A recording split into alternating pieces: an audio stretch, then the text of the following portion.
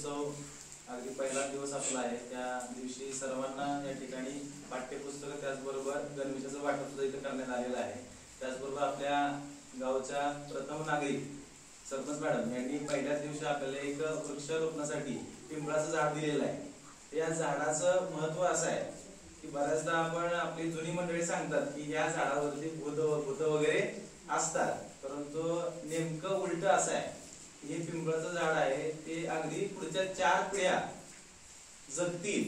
अगदी आपण मोठे हो, आपण म्हातारे हो, आपली नातवंड येऊ देत तरी सुद्धा हे झाड टिकणार आहे।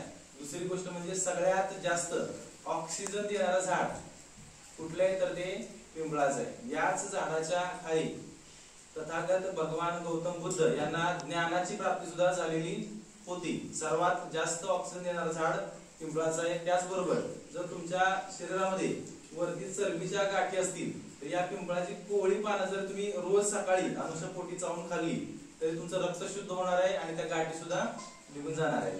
त्यामुळे आजच्या या पहिल्या दिवशी मॅडमने जे दिलेलं गिफ्ट आहे ते बघता क्षणी मला असं वाटलं की ही माहिती तुमच्यापर्यंत पोहोचवावी। सगळ्यात जास्त ऑक्सिजन देणारं झाड कुठलं आहे तर पिंपळाचं आहे, तुळशीच्या पेक्षा जास्त। त्यानंतर त्याची कोवळी पाने खाल्ल्यानंतर आपण काय होतं, आपल्या शरीरातील असणाऱ्या गाठी त्या सुद्धा कमी होतात। आणि सगळ्यात महत्त्वाचे हे झाड हे छोटं रोपटं नसून हे वटवृक्षामध्ये याचं रूपांतर होतं आणि आपल्याला शीतल छाया सुद्धा याच्यातून मिळणार आहे। ठीक आहे, तर आजच्या या दिवशी आपण याचं वृक्षारोपण या ठिकाणी करणार आहोत।